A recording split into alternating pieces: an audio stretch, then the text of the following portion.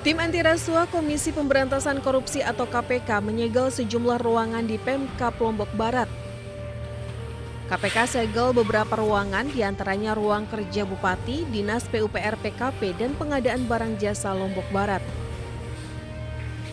PJ Sekda Lombok Barat menegaskan jika dirinya tidak mengetahui pasti terkait penyegelan tersebut, namun masih sempat bertemu dengan Bupati saat nobar final Piala Dunia.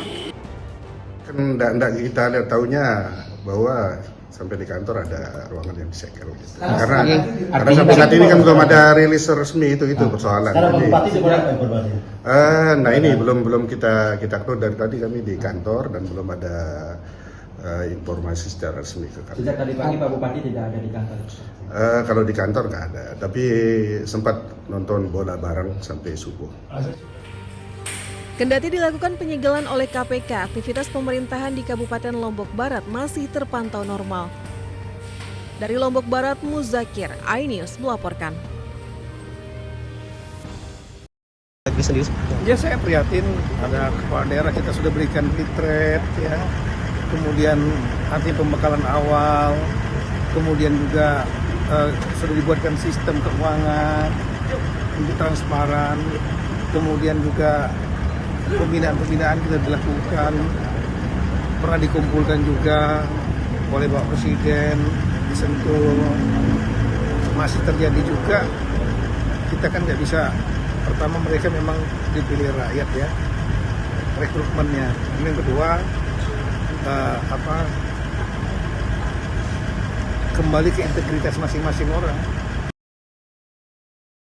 Tanya kepada Kapolri, hei kenapa nggak nanya Pak Prabowo dulu sebelum melakukan ini terhadap tangan kanan dari yang dibanggakan oleh Presiden Prabowo. Tanya, saya baru tahu tidak ada izin. Seperti itulah pernyataan Hotman Paris Hutapea.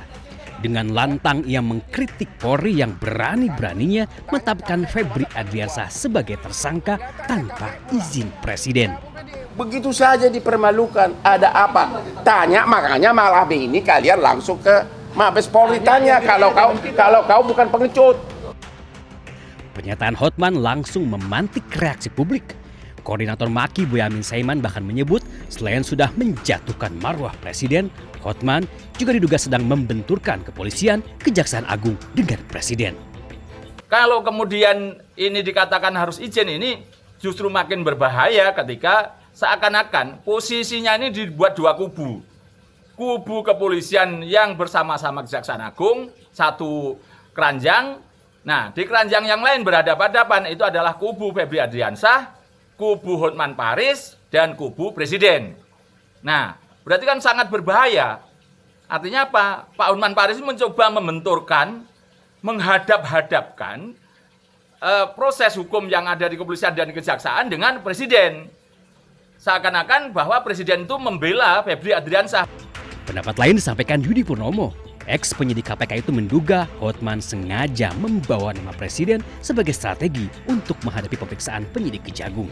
Membawa-bawa nama Presiden adalah strategi ya dari pihak Pak FA melalui pengacaranya, karena tentu mereka sudah melihat bagaimana para penyidik kejaksaan mempunyai banyak alat bukti, barang bukti yang kemudian ditanyakan kepada tersangka.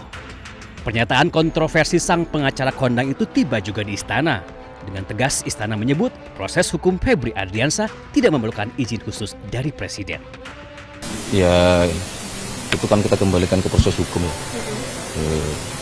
Jangan dikait-kaitkan juga dengan Bapak Presiden. Ex-Jampisus Febri Adriansah tersandung 3 mega korupsi sekaligus, yakni piutang di PT Krakatau Steel, pemerasan saksi dan tersangka di PT Asabri hingga manipulasi pengadaan batubara di PT PLN. Bersama rekannya Don Rito, Febri telah ditetapkan sebagai tersangka, namun hingga kini belum juga ditahan oleh penyidik Kejagung. Tim Liputan iNews melaporkan.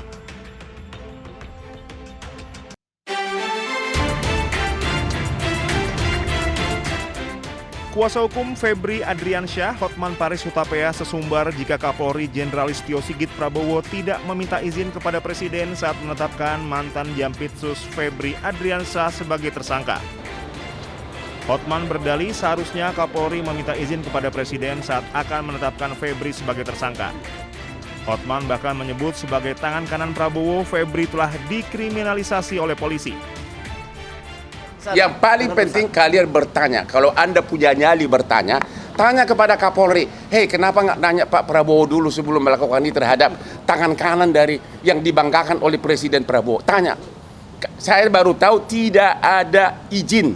Begitu saja dipermalukan, ada apa? Tanya, makanya malam ini kalian langsung ke Mabes Polri tanya kalau kau bukan pengecut. Merespon pernyataan pengacara Hotman Paris Hutapea yang sempat menyinggung posisi Jampitsus Febri Adriansyah sebagai sosok kebanggaan Presiden Prabowo Subianto dan meminta proses hukumnya dikaji ulang, Menteri Sekretaris Negara Prasetyo Hadi menegaskan proses hukum terhadap mantan Jampitsus Febri Adriansyah tidak memerlukan izin khusus dari Presiden. Ya, itu kan kita kembalikan ke proses hukum ya. Jangan dikait-kaitkan juga dengan Bapak Presiden. Ya, sepenuhnya kita kembalikan ke mekanisme hukum yang berlaku. Tapi kalau pemeriksaan memerlukan izin Presiden, pejabat tinggi itu gimana? Saya rasa Klaim ya saya rasa kembali kepada mekanismenya ya. Saya rasa nggak ada juga hanya pada saat masih proses pemeriksaan harus izin Presiden itu kan. Prasetyo juga secara tegas membantah anggapan tindakan hukum atau pemeriksaan terhadap pejabat setingkat Jampitsus harus mendapatkan persetujuan atau izin dari kepala negara. Menurutnya, sistem hukum di Indonesia sudah memiliki prosedur tetap yang mandiri. Tim Liputan Anyus melaporkan.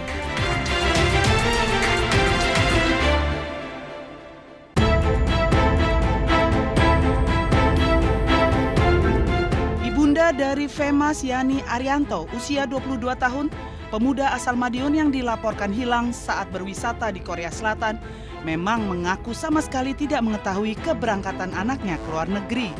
Menurut si ibu, anaknya tersebut hanya berpamitan untuk pergi bekerja di Surabaya, Jawa Timur. Sementara itu, pemerintah Desa Batengan, Kecamatan Wungu, Kabupaten Madiun, membenarkan jika Femas warganya hilang di Korea Selatan dari media sosial. Pak, itu diketahui hilang, pihak lurahan tahunya dari mana, Pak? Kami tahu dari sosial media, dari TikTok, dari Facebook yang sudah beredar. Apakah ada keluarga mengadu ke kelurahan? Untuk sementara ini belum. Harapan saya semoga anak saya diparingi umur panjang, badannya sehat dimanapun dia berada. Saya doakan terus. Mungkin yang disampaikan ke putranya. Ya, jaga diri, hati-hati dimanapun. Soalnya saya tidak tahu di mana. Menurut Muatin, selama ini anak kedua dari 3 bersaudara tersebut tidak pernah meminta uang saku untuk keberangkatannya ke luar negeri. Persoalan ini berkembang setelah ibu berusia 56 tahun ini menerima panggilan telepon dari pihak yang mengaku dari Biro Tur yang memberangkatkan anaknya. Ia lalu diminta menanggung kerugian puluhan juta rupiah akibat hilangnya Femas dari rombongan tur wisata di Korea Selatan.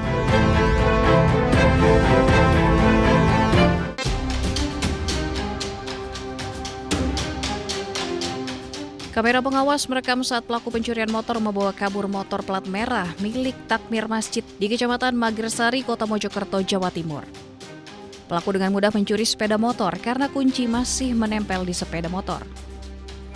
Pelaku berhasil ditangkap petugas Satreskrim Polres Mojokerto Kota saat berada di Kecamatan Prajurit Kulon, Kota Mojokerto. Pelaku merupakan residivis kasus pencurian yang telah 2 kali masuk lapas Mojokerto.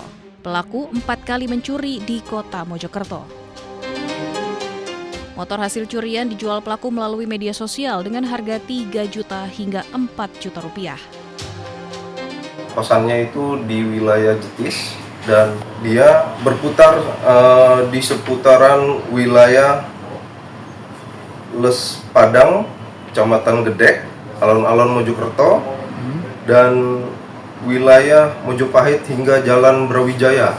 untuk mencari sasaran kendaraan yang memang sepi. Pelaku dijerat dengan pasal 476 KUHP dan terancam hukuman di atas 5 tahun penjara. Dari Mojokerto, Jawa Timur, Solahuddin, iNews melaporkan.